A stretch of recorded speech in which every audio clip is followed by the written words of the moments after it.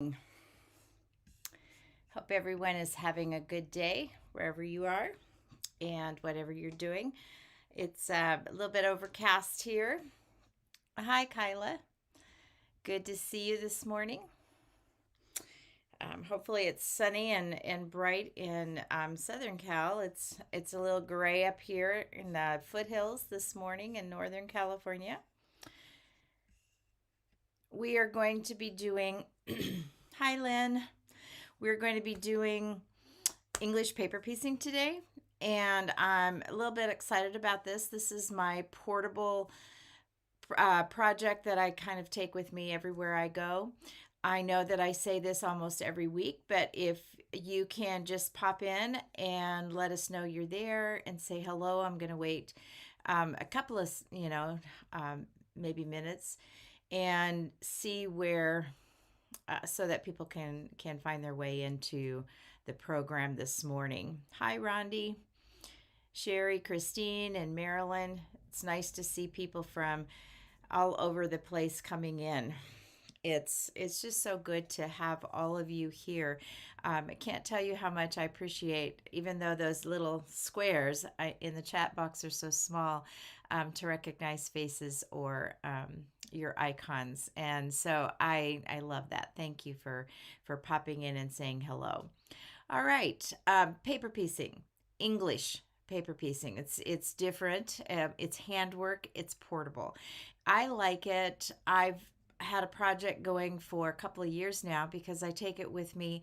I unfortunately I don't take it with me in the car because I do get a little bit car sick or motion sickness from traveling. So I don't read and do those things in a car. I wish I could, because sometimes our trip to Southern California or over to Arizona when we go over there and different places, it would be nice to be able to do that. But when when we're in the evenings, when I go to the doctor, sitting and watching a movie, whatever, I have this handwork with me that works really well. And it's been slow going, but that was the point.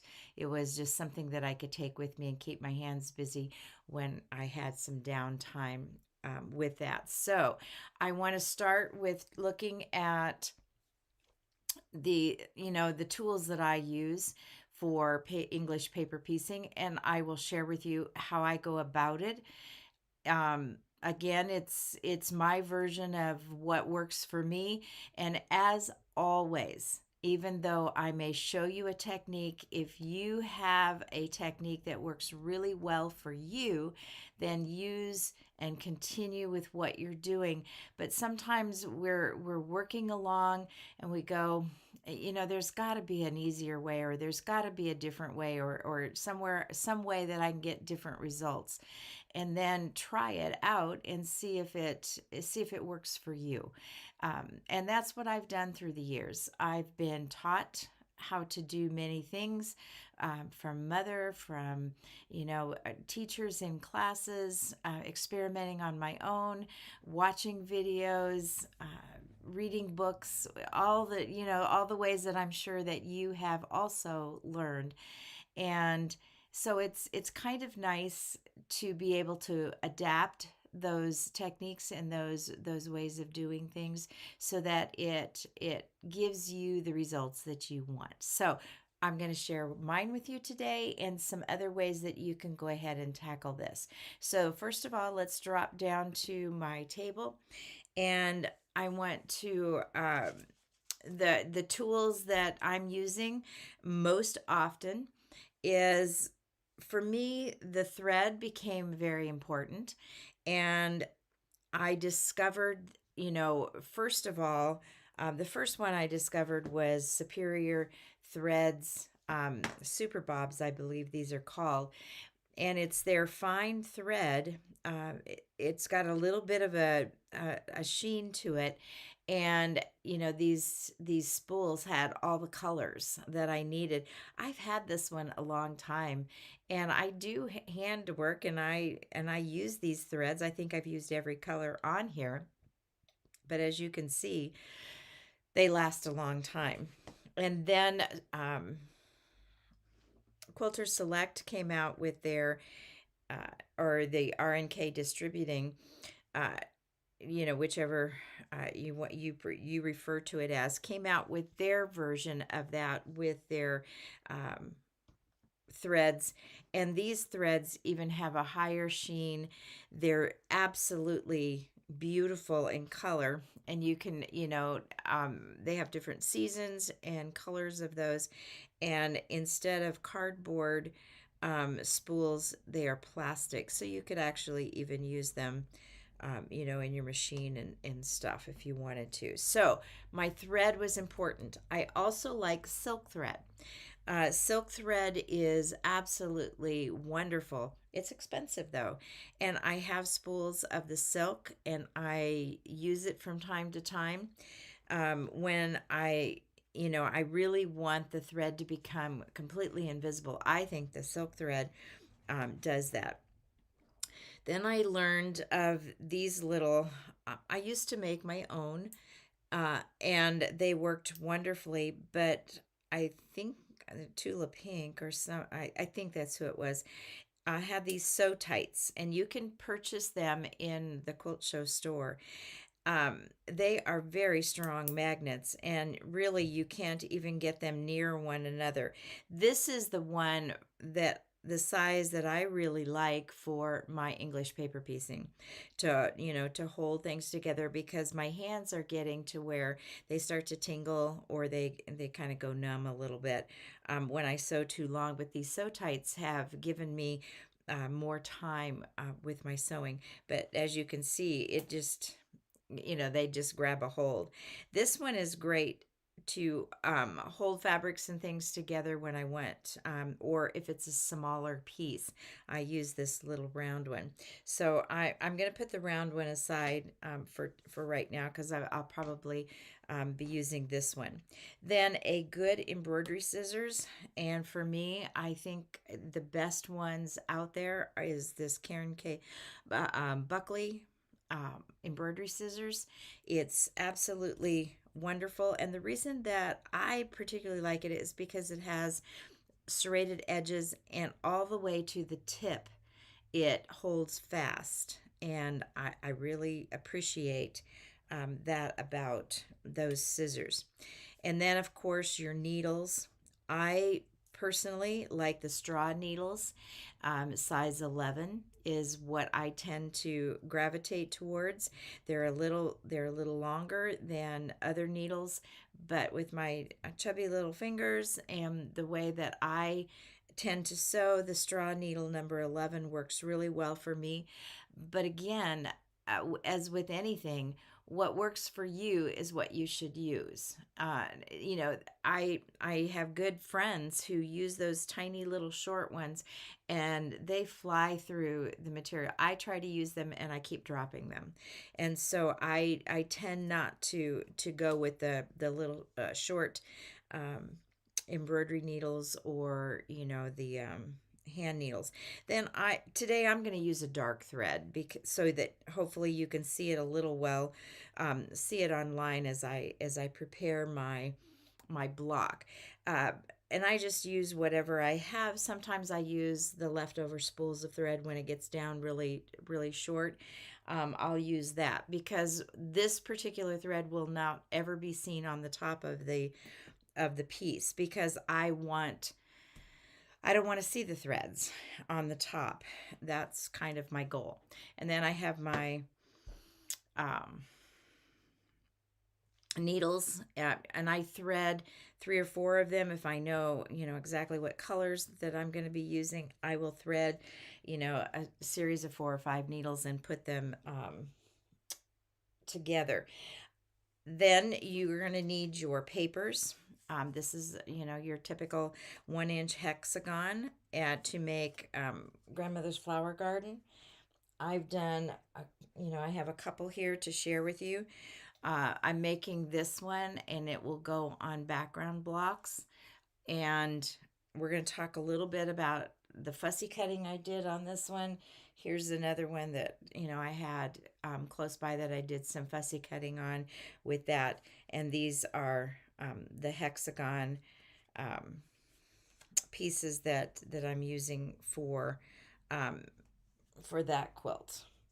Then, because you need a pattern. Well, you don't need one, but it's nice to have one. I saw this pattern years ago in a store, and I think it was called Visible Light. I don't even remember totally if that's what the name of this is, but I loved it. It was very bright and happy, and I bought a starter pack because I tend to, use my pieces over and over again. So I didn't need, the large pack that had a piece for every one. Because I don't glue mine to it, I don't sew through the paper, and so my papers are reusable, and I tend to do that, and I can usually get a whole quilt from that. And so I bought the starter pack, and this was the pattern of the quilt in this. So I I've been working on this one, and I take it with me, and I have a couple of the blocks that I started with. And this one, what's really fun is that when we fussy cut the stripes, this is the only stripe one I had, or I would have, showed a better example. I don't know that you can see it, but when you fussy cut and put the stripes at the same point, um, they match up all the way down. I love that. I think that's fabulous, and it just adds so much to the block. So I am definitely, over time going to keep adding more of the stripes to it because I actually love it. And then, to these larger stars. So that is um, the main things. What I also do is I make myself a fussy cut um, template. I have cut the shapes that I needed for both the visible star and also for the grandmother's flower garden that I'm working on. So there's some other pieces that eventually I'll have to cut out, but this is what I'm starting with and working on is the large ones at this time before I move into the smaller pieces and these pieces that go right in there. I have these are basically the same as those, and then I have the small diamonds in the center there along with the smaller blocks, but I'm still working. I've got about 3 or 4 more of these larger ones to do, and then I'll be able to move on. But I use this for the fussy cutting part of it, and I simply draw it out from from the starter pack of each of the shapes, cut it out so that when I get to the point of making my blocks, and if I decide I want to fussy cut, and I really grabbed this one. It was a fabric that I had. It was kind of on top of, so I can, get this in there, and each one will look the same, and I'll get a flow of, the fabric, and this is the large center part of it. I think this would make for, a great center um, for those blocks. And I've used a couple from this particular fabric, but it also works really well for the smaller uh, block as well. You're gonna lose some of this out here, but hopefully you can use it for something something else. And I don't know that I would go that direction with this, but then you have your other fabrics that you can add around, a that center piece where you've fussy cut from a fabric. So that's, those are some of the things that I have nearby and that I use with the pattern, etc. All right. And I have a glue stick, and the glue stick comes in handy for me because sometimes, especially when I get tired or I'm doing stuff in a hurry, I'll barely drop a spot onto my piece of fabric so that it stays in place as I make my first folds. There's a couple of things that I would like to say about doing this. When you're when you're cutting out uh, your pieces, most people will have you cut and keep about a quarter of an inch all the way around. If you're gluing, you would glue the edges all the way around your papers and put them in. You can take something and roll under them and get them off. But what I find is that the glue starts to weaken the paper. It sticks. I tear, those kinds of things. So I tend not to want to use the glue, but I use a glue stick because it pulls away the easiest of anything I use. And then because I'm who I am me, and I want to work a little bit quicker and a little bit faster, um, because I don't always feel that I have the time that I want.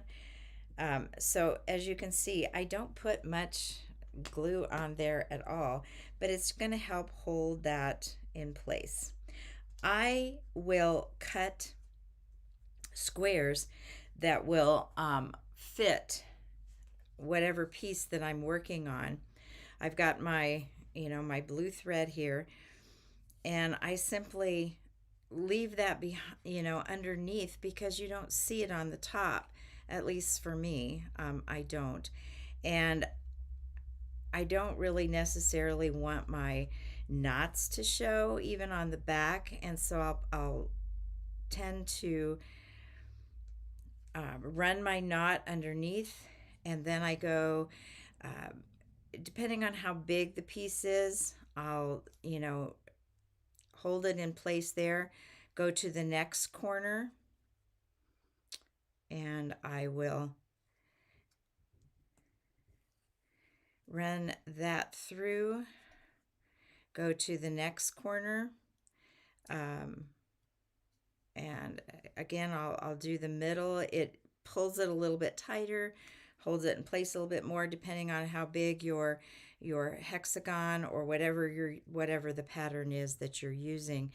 And I'll just keep going around the outside edges, and I'm not going through my template. I am simply catching the fabric as I move around, and then I get to the last one and I fold it over. Again, I want to get those two pieces, and I pull a little bit taut, and now I'm simply going to tie a knot. And again, I could put that knot underneath if I wanted to, but this, it's small. I don't need to necessarily do that. All right, so I have stitched that, and on the top then I have my piece, and that goes pretty quickly for me. Sometimes I will pop it with the iron if I think it needs it, but I don't like to do that because it flattens this top, and I can move my needle with it around a little bit quicker. I started already on a piece that I have already begun my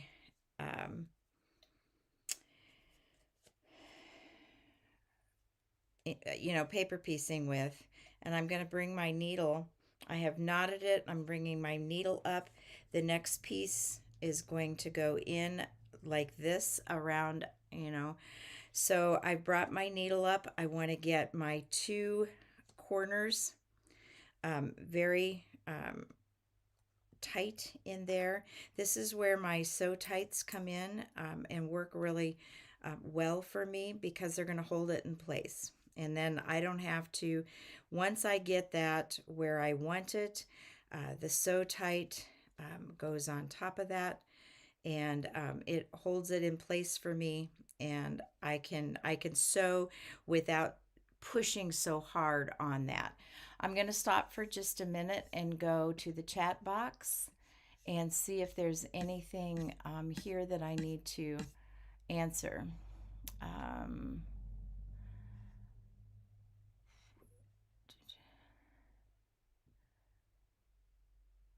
okay, I'm not seeing questions yet. So always, ask your questions, put them in the put them in the chat box, and I will try to get to those as it goes on. I didn't, and I have my thread already in here. It's the light green thread, and so I have brought it up to this corner from underneath, and now if I was starting out, I would bring my needle up right in to that point, and I'm going to take it, and where it came out, I'm going to hit those points to keep them locked into place, and I'm not hitting my paper. What's really neat is that the needle goes straight through, and I only go probably a 16th of an inch, maybe a little bit more than that, and I want to keep my needle straight across. I don't want to come up because that's when I see my threads on the top when my needle is and just hold on for just a second. I need to do something here.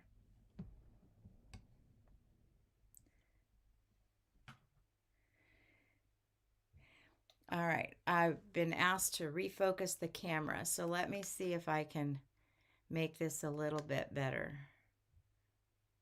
I don't know if that helped or not. Hopefully it did with the focusing of that. All right, so I want to keep that straight across, and once in a while you catch it. I tend not to do that if I'm working on this. So I've got my sew tights, it's holding everything in place, and I'm running that needle straight across, keeping it level, keeping my thread out of the way. And of course, when I'm not holding this necessarily for a camera, it goes a little bit quicker. So again, I'm not this with the sew tight there, holding it as tightly as they do, or my fingers. And this is wonderful. The sew tights make it really nice for my fingers because I can go a lot further and a lot faster. And I want to get through this whole piece right here in terms of showing you the corner as I turn it. And so again, others will have you glue the papers down. And so you would need papers, that would complete your entire quilt. Because they're not necessarily always reusable once you glue on them. Others have you sew through the papers, and I've done all of those ways, worked through that. Okay, so I want to stop here for a second. I want to go through those corners again. All right. And I want to make sure that's nice and tight. Now, I am going to bring my thread back through that center piece, and I want to hit that corner so that it's now connected to those two. I'll remove my sew tight, open this piece up, and then this is going to be this way, And I don't mind that the papers get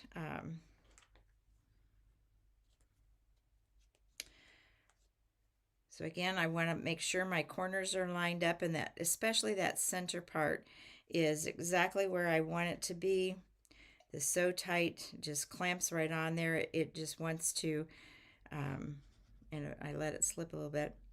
All right, then I go back to that center piece, and I'm going to make an X across each of those intersections where they come in. So I bring this, and that just makes sure that that whole piece is locked in place. And that happens sometimes for my thread. And then I can start down this side. And I lost my thread, so I'll have to rethread that. But I want to show you that center piece anyway. So that comes open, and now you can hopefully see on the camera that that center is definitely locked in place. But the other thing that I want you to notice is that when you're going absolutely vertical and straight across, that you do not see your threads on the top. And those threads are basically invisible, and I don't know if that makes it easier to see. How do you choose the thread color when the two pieces are different fabric? That's a great question. Basically, I go with the fabric that I see the most of, which is the green, and there is green in the center one. But again, because of this method that I choose to do, going straight across and keeping it almost like a ladder stitch, it's not really, but it's kind of like that. I don't see the thread on the top, so I don't have to worry too much about that. And Pat, you've asked, can it be done with any repetitive pattern, or does the pattern have to be circular and hexagon based? No, it doesn't. They come in all shapes, and like for example, this one's kind of a triangle. I just chose hexagons because that one seems to be the one most people know the most about in terms of the shape is a hexagon. But no, it doesn't have to be that. So I'm going to cut my thread at a 45-degree angle because my straw needles are very, have a small eye to the needle. And so I want to be able to see them. And all right, I'm going to get my thread where it needs to be. Again, making sure that everything is, lined up. And again, just to reiterate, I'm going straight across. My needle is very much straight, straight across. I don't dip it. It's not really a whip stitch per se. It is a whip stitch, I guess.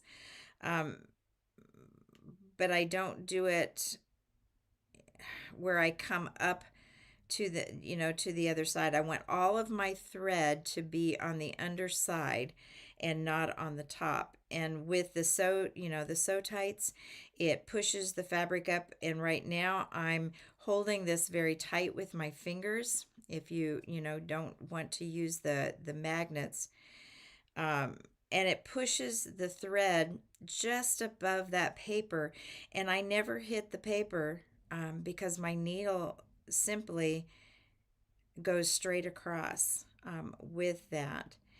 And on the pink, I think it was Pat that asked the question, I can see a little bit of that green thread, but again, because I'm using this very fine thread or silk thread, it almost becomes invisible, and it's kind of a neutral color of silk, and I really only use that color of silk thread with all of my fabric, and I should have brought that out.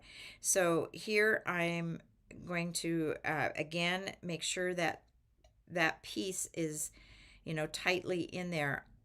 I'm going to go back and knot this off at this point. I wrap it a couple of times around my, my needle to do the quilter's knot. Well, this isn't the quilter's knot. And, I want to get that tight to that. And then just for good measure, of course, because there is no other reason for me doing it, just makes me feel better. I, pulled that tight. We'll cut that off. And now I have those pieces, and it would be nice if I knew that you could see that you really aren't seeing the thread on the top, because that annoys me for some reason. If I can see my stitches on the top of my piece and I don't want to see them there.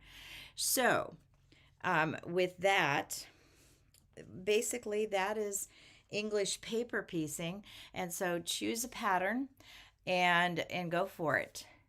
The first two threads of the fabric. I don't, I guess it would be the first couple of threads of the fabric. Yes, it's what's, when I pinch it, it's what's left at the top. And so I would guess that would be a couple of threads in. Much more visible when you hold it closer to the camera. Okay. I'm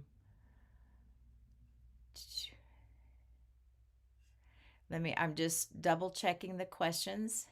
Is the thread doubled or single? I use single, but you could certainly use double.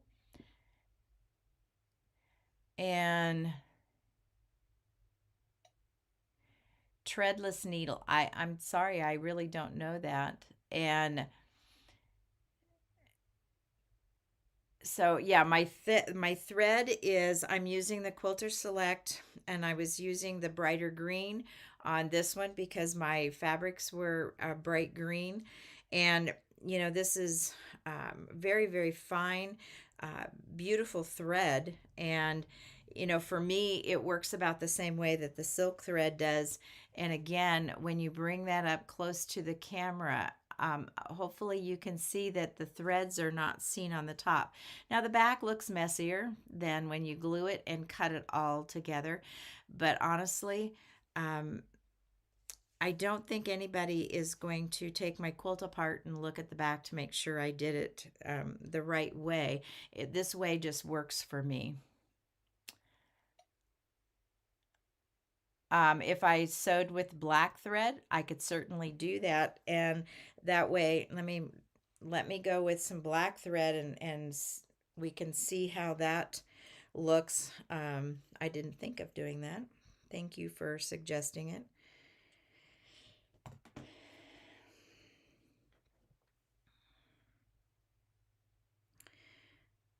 This is a little bit harder to thread through this, because it's thicker thread. Let's see if I might have to use a different needle.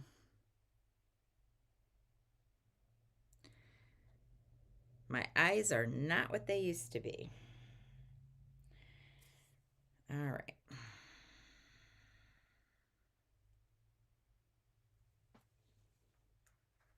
Here's when I was getting ready to start.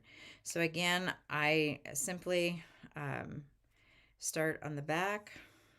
Let's see if I can move this along a little bit quicker. When I get one corner done, I press on the other.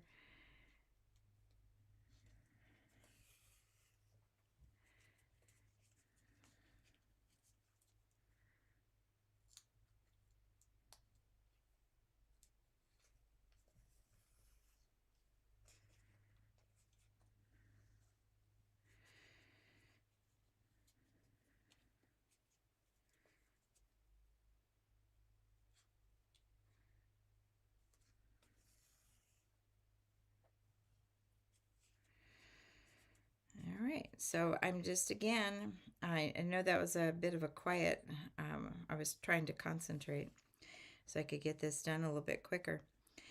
So I'm simply just pressing with my fingers, over the template, um, running my thread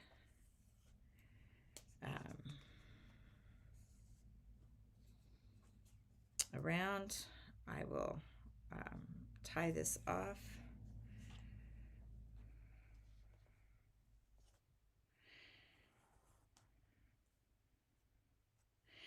All right. Let me knot this real quick. And this will be the true test of, you know, of whether how well this works, the way I'm doing this. All right. So we've got the next piece that's going to go on. I want to get that lined up. And now I'm going to take this under so the knot is underneath. I'm coming up into that edge using the black thread. Again, going straight across.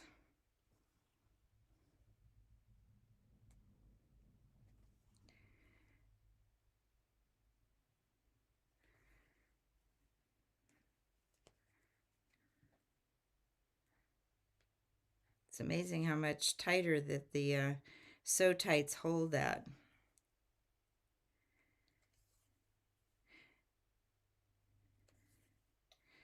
Okay, so hopefully you can see that black thread as it's going along there. And now the reveal, bring it to myself. And you can see that the thread truly is pretty much invisible along there. You really don't see that thread on the top. And it's the black stuff. So anyway, that is for me how I do my English paper piecing. And you can see the black going across. And again, the needle just hits those, those threads or that spot on the top. And, moving right along with that. So even though I use black threads, I don't have to remove it because it is pretty much invisible. All you see is the shadow. All right, and let's see if there's any other questions. And so it is out of focus. I'm trying to get it more in focus, and that's the best that it seems to want to do.